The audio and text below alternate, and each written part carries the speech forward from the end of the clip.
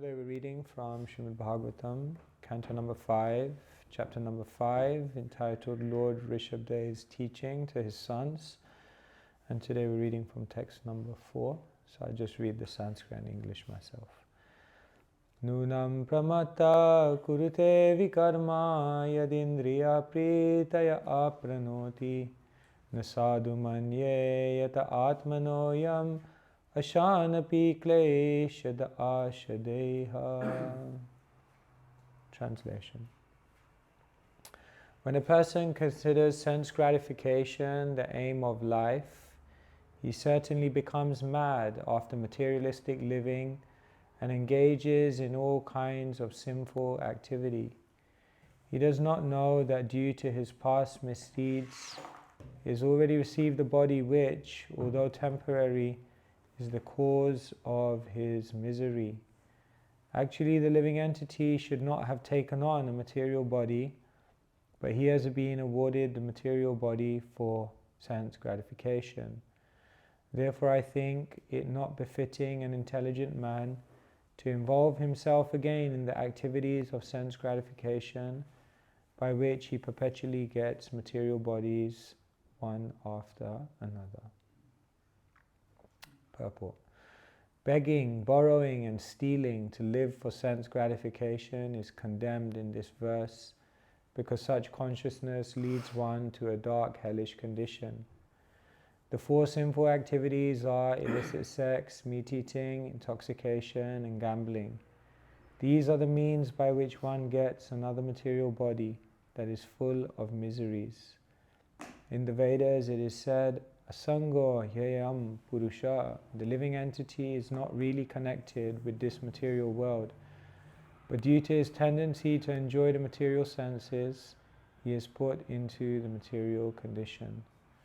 One should perfect his life by associating with devotees. He should not become further implicated in the material body. Srila Prabhupada ki Jai. Mama Jnana Timirandhasya Jnananjana Shalakaya Chakshurunmilitam Yena Tasmai Shri Gurave Namaha Vancha Kalpatarubhyascha Kripa Sindhubhya Evacha Patitanam Pavanebhyo Vaishnavebhyo Namo Namaha Nama Om Vishnupadaya Krishna Preshthaya Bhutale Srimate Bhakti Vedanta Swami Niti Namine Namaste Saraswati Deve Gauravani Pracharine Nirvishesha Shunyavadi Paschatya Deshatarine Shri Krishna Chaitanya Prabhu Nityananda Shri Advaita Gadadhara Shrivasri Gaur Bhakta Vrinda Hare Krishna, Krishna Krishna, Hare Hare, Hare Rama, Rama Rama, Hare Hare. In this verse, the body is given the name Kleshada. Every Sanskrit word is very, very interesting because if you look at the etymology, it's very interesting. For example, a tree is known as Padmapa. Pa means to drink and Padma means the legs. So it's like literally that which drinks through the legs, a tree, because it drinks through the roots. So in this verse, the material body is known as Klesha Da. Da means to give, and Klesha means misery. So the word for material body in Sanskrit literally means that which gives you misery, which is quite interesting, you know, because people think the body is the source of all enjoyment. But if you see, the body has so many more ways to give you problems than it can to give you enjoyment. Therefore, the body is known as Klesha Da. But in another part of the Bhagavatam, in the 7th canto, the body is given a different name. The body is known as Artha Da. Da again means to give, and artha means great value. So in Sanskrit you have both things. The material body is known as that thing which gives you misery and that thing which gives you great value. Because ultimately it depends on how you use it, how you utilize it. Therefore, here Srila Prabhupada is commenting on Rishabdev's teaching, saying that one should not misuse the material body. If you misuse the material body, it's going to really lead to a lot of suffering. And the ultimate misuse of the body is to engage in these forbidden activities. Why are these activities given as hugely harmful? Of course, we know them as the 4 regulative principles, but where does it actually come from? So many of you may be familiar that in the first canto of the Bhagavatam, we hear about Parikshit, who is going around the kingdom, and then finally he comes across a bull that's being beaten by a very dark personality. And anyway, when Parikshit sees that that personality is attacking the bull, then he immediately, as a good ruler would, is ready to kill him, because how can you cause harm to the bull, which is the personification of dharma? So then at that time the dark personality surrenders to Parikshit, and any Raja Rishi, rightful king, when someone surrenders to you, you can't kill them because they've surrendered. So therefore he says, I've surrendered, you can't kill me. So Parikshit said, but your presence in the kingdom is creating a very negative impact. He said, but you have to give me somewhere to live. So then the very famous verse of the Bhagavatam comes. Abhyartitas tada tasmai stanani kalaye dudo dyutam panam striya suna yatra adharmas chaturvida. Chaturvida means 4 places. So Parikshit looks at this dark personality and says, 4 places, stanani, you can stay there. Stanani means to stay. It's very interesting, again, if you look at Sanskrit. Like if I ask you, tell me words in English beginning with ST. Stop. Stay. Start. Staunch. Stone. Stand. If you see all of these words, they have a sense of being in this place, like stay, stop, stand, staunch, like that. It's interesting, isn't it? So stanani means that in that place, in that one place, or these 4 places. So Parikshit says to this dark personality, you can stay in these 4 places. Which 4 places? Dyutam. Dyutam means gambling. Panam. Panam means where there's intoxication. Striya means where there is illicit sexual connection. And suna means where there is meat eating. So Parikshit says you can stay in these places where these activities are going on. And then the dark personality says, but in your kingdom these things are not going on, they're not happening. So then Parikshit says, then I give you a 5th place where you can stay. And what's that 5th place? Gold. Gold, where money is hoarded. Because where there is money, then all other sinful activities come from there. Therefore, even in the biblical tradition, it said money is the root of all evil. Actually, it said love of money is the root of all evil. So where there is money, then it's very, like in many monastic traditions, they will not even allow the monks to touch money. Like I know one monastic tradition where if they touch money, even by accident, they have to fast for 1 day. Yeah, not good for book distribution. So in this way, this is where the 4 regulative principles originally come from. Therefore, when we take an initiation or we become serious in Krishna consciousness, then we vow to stay aloof from those 4 activities. Because it's said that here Kali resides, so all darkness, all suffering, all inauspiciousness comes where these activities are being performed. And so, even in our projects, generally we don't encourage that large amounts of money be kept. Rather, Prabhupada would say, if you have money, spend it. Spend it for preaching. Just keep the money moving. Like, never just hoard, because as soon as you hoard, then immediately all deviant desires come about. And therefore, always spend. Just keep the money moving.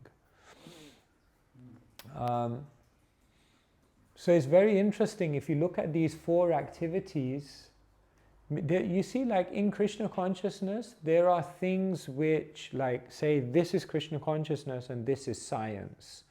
There are things in Krishna consciousness which are like, this is what Krishna consciousness, this is what science says, and it completely integrates. It completely verifies each other. Then there are certain things in Krishna consciousness that science is just beyond science to even explore. And then there are certain things in Krishna consciousness that science disagrees with. So sometimes when you look at Krishna consciousness and science, they agree. Sometimes they disagree. And sometimes they're just dealing with completely different things, and therefore there's no connection between them. So when it comes to the 4 regulative principles, this is one of the things that if you look at Krishna consciousness and you look at scientific or social research, it makes complete sense. Because even if you have no religious belief or no spiritual belief of Kali and, foreplay, what is all this? Even if you have no belief of that, you can actually just see it in the world today. Wherever these 4 activities go on, it creates incredible problems. It creates incredible suffering, isn't it? Like intoxication. Can you tell me what are the problems that come in society from intoxication? Violence, abuse. What else? Alcoholism, yes. What else? Addiction.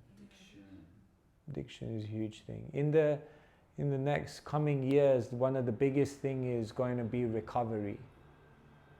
Do you have it in Italy? 12 steps? Yeah, like Alcoholics Anonymous and all these kind of things. All kind of addictions is going to become the biggest. And many devotees now are like preaching through recovery. And it's not just like everyone is going to suffer from addiction, and it's not just alcohol, it's so many other things, So intoxication, so many problems come. Meat eating, what social problems come from meat eating? Pollution. Yes. What else?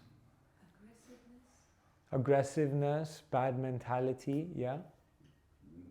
Bodily disease. Health problems on a, physical level, yeah. Conflicts, yeah, world conflict because of aggression and all of these things.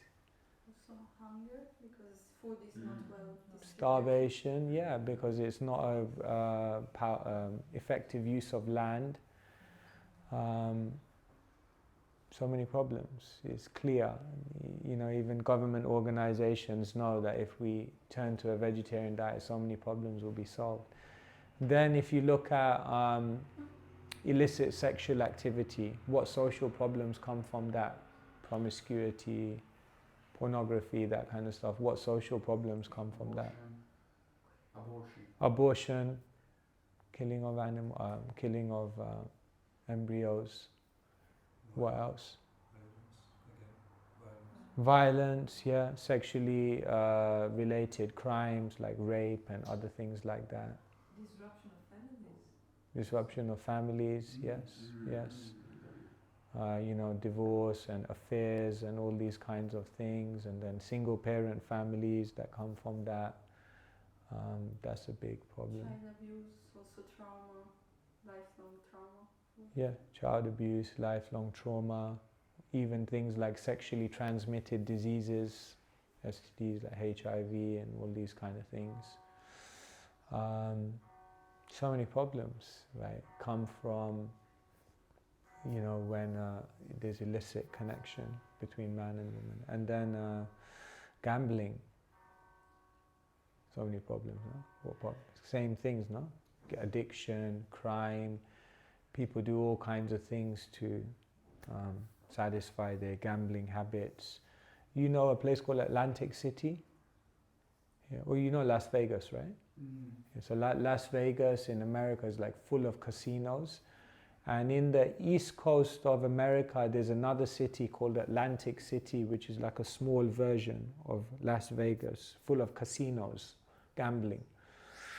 So there was one news report some time ago that in Atlantic City there was a hospital, and in the hospital the nurses, they started betting on which patient in the intensive care unit would die first. That's how much they got affected by the gambling mentality. So the nurses started gambling, like which patient's going to die first. And one time the bet became so high that one of them pulled the plug on one of the machines. It was called Angels of Death. It's what people do for money, for gambling. So you can see how all of these activities, even if you don't believe in religion or Krishna consciousness or any of these things, how just by engaging in these activities it brings so many problems in the world, so many problems in people's lives. But then in these four activities we also see that there's a spiritual reason. What do you think the spiritual reason is why, or the deeper reason why we don't take intoxication, apart from the material reasons that we just gave? What's the deeper reason for no intoxication? More conscious? Yeah, it basically creates a greater clarity of consciousness, a more steady mind, and basically allows you to be more focused, Like many people who did drugs in their life, later on they really regret it because their cognitive abilities are just like completely obliterated by that. Even we were talking about cannabis, right? Because now cannabis, even a lower form, is legalized now in Italy. But you were saying that even that kind of thing obliterates your capacities, right? What's the deeper reason behind meat eating? Spiritual reason. Well, the living entities, we don't feel other living entities. Yes, we see that there's a soul there. Yeah. And more than that, what do you think that brings when we treat animals in the right way? Karmic reaction. Yeah, but in a good way. What is the good thing that it brings when we treat animals in the right way? Develop compassion in our heart. Compassion, more sensitivity, basically being very careful about what you eat, and it brings a sensitivity and a compassion and a mercy. Yeah. What's the deeper thing that abstaining from illicit sexual activity, what's the deeper thing that brings in your life? Purity of mind. Purity of mind, like instead of seeing everything as an object of enjoyment, you rather see things as an object of service or like that. And what's the deeper thing that gambling brings? Not gambling, not doing gambling. What does that awaken within us in a deeper way, spiritually? Depending on Krishna, of course. Depending on Krishna, yes. Accepting what's allotted for you. Greed, avoiding overconsumption. It's also like this, like The business mentality is I give you this, I do this, and I get this back. That's business mentality. Gambling mentality is I give you hardly anything and I get loads back. And service mentality is that I give so much and I don't expect anything back. You see? So if you think about it, gambling mentality and service mentality is completely opposite. Because gambling mentality is minimum effort, maximum gain. Whereas service mentality is maximum effort and I don't desire. Na dhanam, na janam, na sundarim. I don't want anything in return. I just want to serve. Therefore, the deeper thing that gambling allows us to do is be more in a serving mentality rather than being more in an expecting mentality, a hoarding mentality.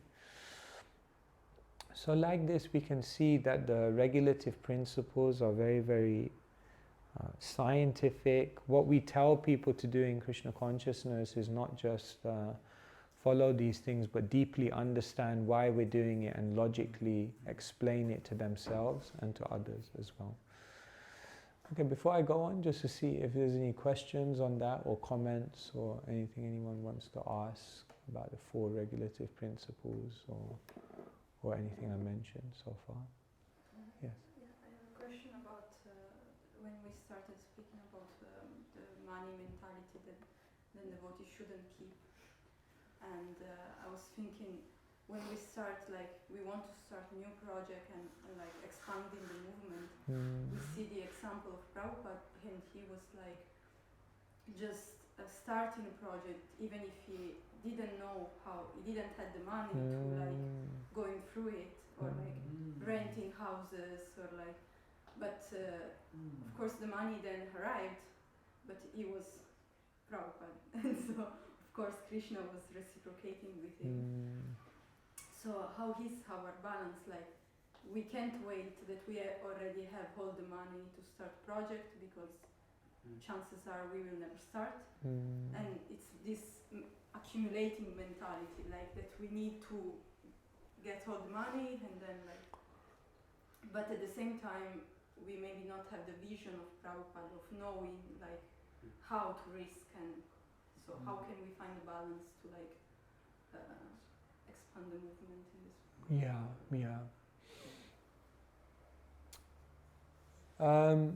Yeah, we have to be practical when you're living in this day and age. I mean, even from a material point of view nowadays, like for example, if you don't have a certain amount of money in the bank, you wouldn't be able to get a mortgage out, which means you can't get a place. So like, you need to show, even to get things done in this world, you need to have some savings, you need to have some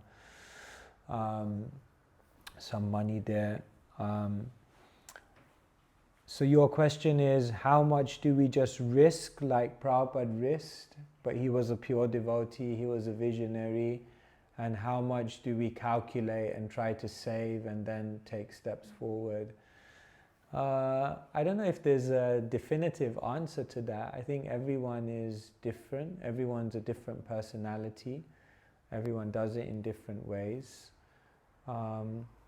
But definitely there's this very nice video by Shyam Sundar Prabhu where he talks about how in the early days of the movement there was a real spirit of just taking a risk, like going out there and just going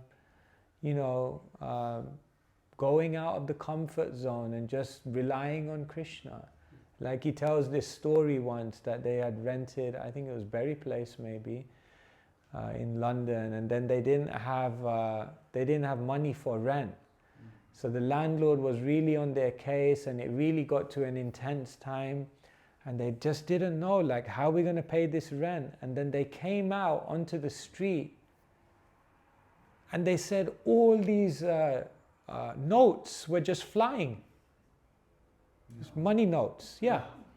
Money notes were flying. You can tell it. He says this story. And he said they caught it, as many notes as they could catch.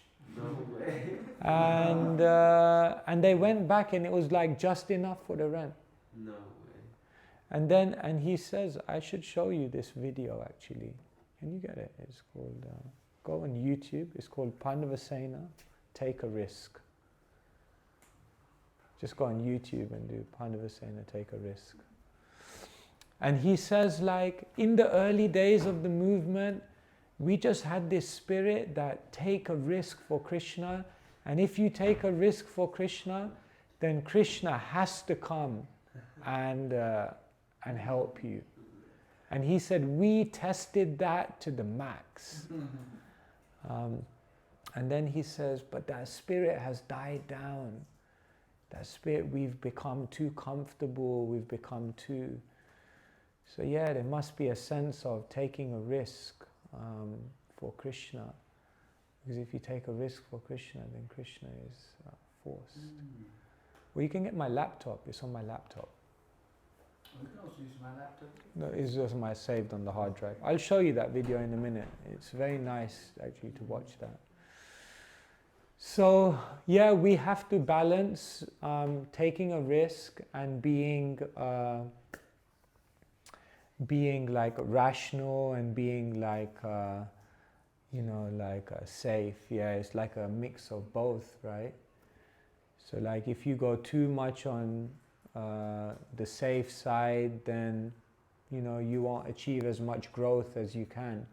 And if you go too much on the other side, you won't be able to achieve sustainability. So what we want to do in the movement is we want to achieve growth, but at the same time there must be sustainability.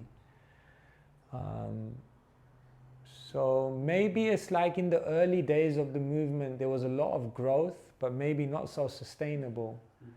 And maybe nowadays we're sustaining a lot, but we're not really growing. So maybe we need to kind of come back to the middle a little bit and start taking a bit more risks. And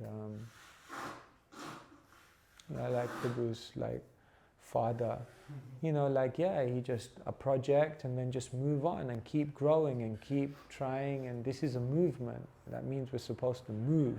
It means we're supposed to grow. We're supposed to be on the edge, So,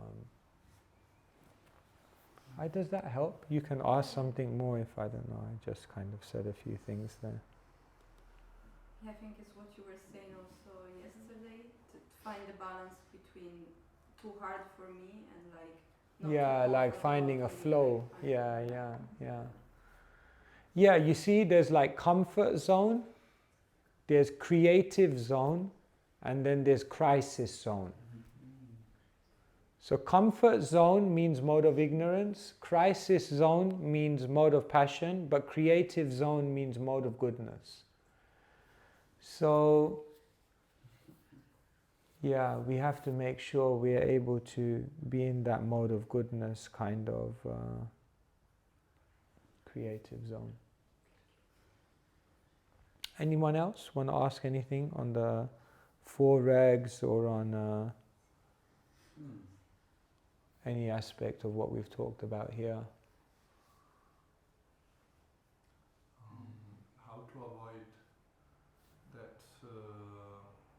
because sometimes the risk is that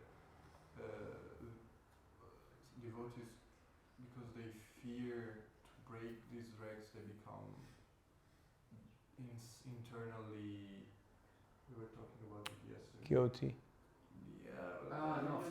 Frustrated internally, and then repressed. and so then they develop misogyny, for example. They develop this covert anger, and so it comes out in other ways. So Well, this was Sigmund Freud's philosophy. He was kind of like saying that, like, for example, the sexual appetite is the most harmful thing you can do in the world, according to him, was like to repress the sexual appetite. Because he said it becomes like a pressure cooker. So if you just keep repressing, then it just comes out and it's worse. So he was like going the other way, saying that you should just express yourself. But you see, we would say that both are bad. Like to just repress is bad, and to also let it free is also bad. So what we would say is control it, but then channel it and turn it into something higher, purify it and engage it. You see? So we're not just trying to subdue lust, and we're not trying to express lust. What we're trying to do is transform lust into love. So we go like in the middle direction. So like for example, we say no meat, but we don't say no eat. No meat. But eat by all means, but eat something better. So the idea is that when we give an alternative, when we give a higher taste, when we give another way, then we can actually, but when people are not accessing the higher taste and they're simply following, then it can become unhealthy. Therefore, there must always be positive Krishna consciousness, positive engagement of the senses and the emotion. Otherwise, it's like it becomes also dangerous. Yes. Just a reflection on a point. I guess this point of engaging lust, I don't know if it's correct to word it this way, but to engage your lust. I think it would help bhaktas and devotees, young devotees, not to feel guilty. There is lust, it's fine, we all have it. Engage it. Don't try and repress it, don't feel guilty about it, nobody's blaming you. The science is perfect, you engage it. And but maybe this has to do with your dharma also. I think I'm just connecting this what we're discussing now with the blame and the guilt, which can be quite a bit of a problem in our movement. If you have to follow, you would like to, but you can't because you have a desire, so you feel guilty and. It's like this. There's the real of where we are, and there's the ideal of where we want to be. And this is uncomfortable. The gap is uncomfortable. Right? So how do people, you have to ask yourself now, how do you deal with this gap? Because you have an ideal, you want to live to this purity, but you're not there, you're here. And this is all guilt. So how do you deal with that? There's basically 3 ways in which you can deal with this gap. One way you can deal with it is you can bring the ideal down. And you can say like, oh yeah, 4 regs. Oh, no one can really do that in this day and age. It's nice, but it's not really practical. Bring it down. No illicit sex. I mean, yeah, it's good as a theory, but no devotees are following that anyway. Just bring it down. Like, be realistic. And that's one way in which people deal with their guilt. They dilute the ideal. So that's not good, because then you don't get to the destination. The other way you deal with this gap is you just walk away from it. You just say like, I want to forget about the ideal. If you forget about the ideal, then there's no gap anymore.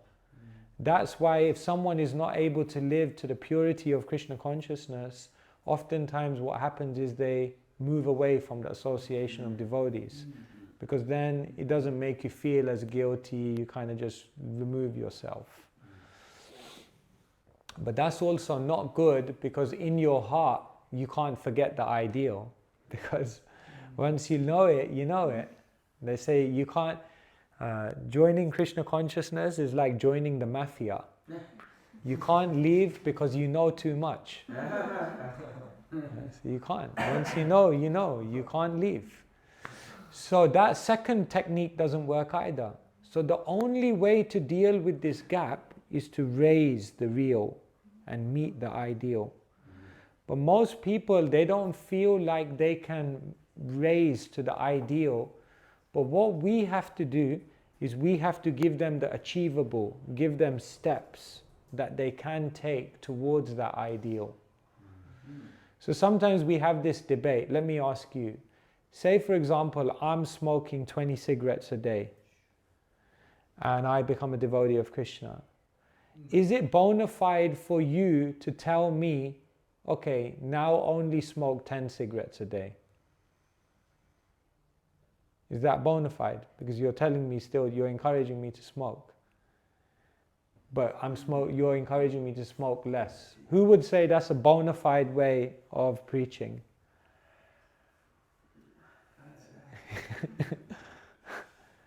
Anyone have any doubts about that as a preaching strategy? No, you think that's okay. But you're encouraging me to engage in sinful activity. Yeah, but less and less. Less and less. So that's the point. Yeah, that if you tell someone smoke 10 cigarettes a day, but you always remind them that there's an ideal that they're getting towards, then that's absolutely fine. So that's what we need to do, basically, that we need to give people, in the gap between the ideal and the real, we need to give them the achievable. And if we give people steps, then they don't feel discouraged. But oftentimes we don't give people steps. We just tell them, do it or you're in Maya, or do it or you're out of it, or do it or, you know. Also, like Narada Muni to Mrigari. Exactly, yeah. What did Narada Muni say to Mrigari? He was killing all of these animals, half killing them. So what did Narada Muni first tell him to do when he was half killing the animals? Anyone remember? At least kill them all. He said, kill it fully. So like, that's like strange, like kill it fully. And he said, yeah, but at least then you're not causing them as much suffering. Half killing them is like so much suffering. Killing them is also suffering, but it's less. And then later on, then Mrigari ultimately gave up killing altogether. So Narada gave him a halfway point to get to before getting there. That's a good example. Yeah. On this respect. Also, on this point, I also was impressed the other day. I was reading Bhagavad Gita, Mm-hmm. and I read Krishna saying gradually, step by step. Step by step, yeah. Those same words that you, Maharaj, use now. Gradually, step by Step by step. And sometimes, like we see in the Vedic culture, like there was Varnashram Dharma. So actually, the Brahmanas were supposed to follow all these regs, and we see that, for example, Shudras, Kshatriyas had different standards. Mm-hmm. And sometimes, I feel that, also speaking with other devotees, that not everyone is by dharma, by his nature, might be able to follow, Mm-hmm. but only those who have like more Brahminical tendencies. And so to force somebody who has a Shudra nature to follow a Brahminical nature is just making harm to him, maybe. And that's why Srila Prabhupada said that his mission was not yet completed because he needed to establish Varnashram Dharma. Mm-hmm. So he like emphasized very much the Brahminical part. Yes. But maybe we should also learn how to understand what's the nature of The nature somebody. of people, yeah. Of course, in the Krishna consciousness, and that is true, but then we can also say that in the Krishna consciousness movement, because we are trying to create a Brahminical society, and ultimately we want everyone to be a Vaishnav. Therefore, even those who are Sudras, even those who are Kshatriyas, still we encourage them to try to follow the regulative principles as a baseline of purity. Because for Vaishnav life, that is very, very much needed as a foundation. But yeah, you're right, and different people need to be explained and encouraged in different ways as well. So, yeah, like some people learn through, will elevate themselves through knowledge. Some people elevate themselves through association. Some people elevate themselves through activities or engagement in something, practical engagement. So we should also understand people's mentality and elevate them and inspire them individually according to their personality as well.